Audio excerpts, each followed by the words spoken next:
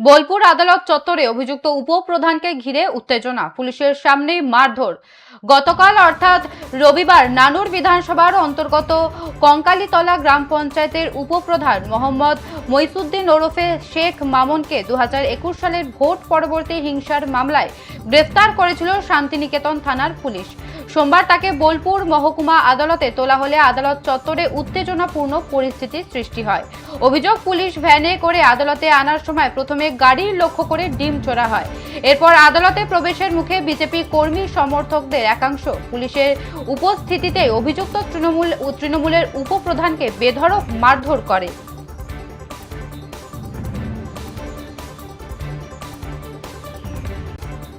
নজর রাখছিলাম বোলপুর আদালত চত্বরে চরম উত্তেজনা, পুলিশের সামনেই আক্রান্ত তৃণমূল উপপ্রধান, চলল মারধর, ডিম বৃষ্টি।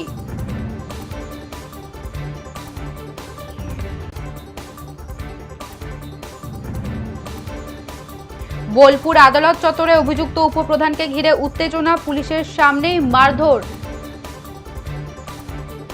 গতকাল নানুর বিধানসভার অন্তর্গত কঙ্কালীতলা গ্রাম পঞ্চায়েতের উপপ্রধান মোহাম্মদ মইসুদ্দিন ওরফে শেখ মামুনকে 2021 সালের ভোট পরবর্তী হিংসার মামলায় গ্রেফতার করেছিল শান্তিনিকেতন থানার পুলিশ। সোমবার তাকে বোলপুর মহকুমা আদালতে তোলা হলে আদালত চত্বরে উত্তেজনাপূর্ণ পরিস্থিতির সৃষ্টি হয়।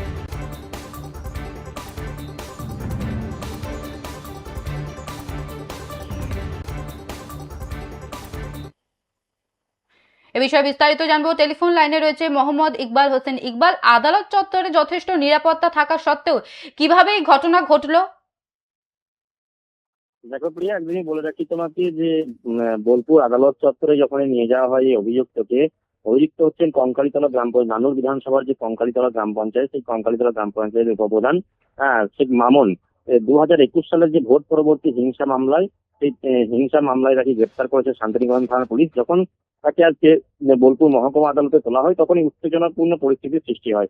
অভিযোগ যে পুলিশ ভ্যান করে যখন তাকে আদালতে নিয়ে যাওয়া হয়, সেই সময় পুলিশের গাড়ি লক্ষ্য করে ডিম ছোড়া হয় এবং তারপরে আদালতে প্রবেশের মুখেই বিজেপি কর্মী সমর্থকদের একাংশ পুলিশের উপস্থিতিতে অভিযুক্ত তৃণমূল উপপ্রধানকে মারধর করে এবং এই মারধর করে পুলিশের সামনেই মারধর করা হয়।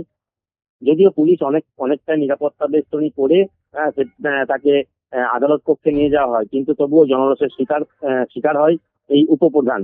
তার বিরুদ্ধে একাধিক অভিযোগ রয়েছে, ভোট পরবর্তী হিংসার অভিযোগ রয়েছে, বিভিন্ন তোলাবাজির অভিযোগ রয়েছে।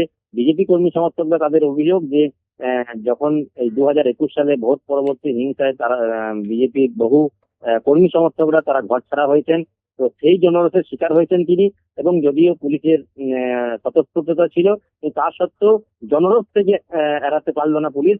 জনরোষ যখন সৃষ্টি হয়, আদালত কক্ষে যখন নিয়ে যাওয়া হয় তখনই তাকে প্রায় জুতো পেটা করা হয়, জুতোর মালাও পর্যন্ত পরানো হয় তার গায়ে এবং তারপরেই পুলিশ নিরাপত্তা বেষ্টনে রেখে আদালত কক্ষে নিয়ে যায়। এবং তারপরেই পুলিশের তরফ থেকে যেটা জানা গেছে যে তাকে পুলিশ হেফাজতে নেওয়ার আবেদন জানানো হবে বোলপুর মহকুমা আদালতে। কতদিনের এখন পুলিশি হেফাজত দেয় বিচারক, সেটাই এখন সব থেকে বড় দেখার বিষয়। যদিও এই মামুন শেখকে ইতিমধ্যেই গ্রেপ্তার যখন করেছে, লাভপুর থানা এলাকাতেই গ্রেপ্তার করা হয়েছে। তিনি গোপনে কোনো একটা গ্রামে বেড়া গেঁথে বসেছিলেন এবং তারপরেই গোপন সূত্রে খবর পেয়ে পুলিশ তাকে লাভপুর থেকে নিয়ে যায় এবং তারপরেই পুলিশ আদালতে তোলে। এবং যদিও এই ঘটনায় আরো কেউ যুক্ত আছে কিনা তার পুরো পুঙ্খানুপুঙ্খানু তদন্ত ইতিমধ্যে শুরু করেছে পুলিশ। বেশ, ধন্যবাদ ইকবাল।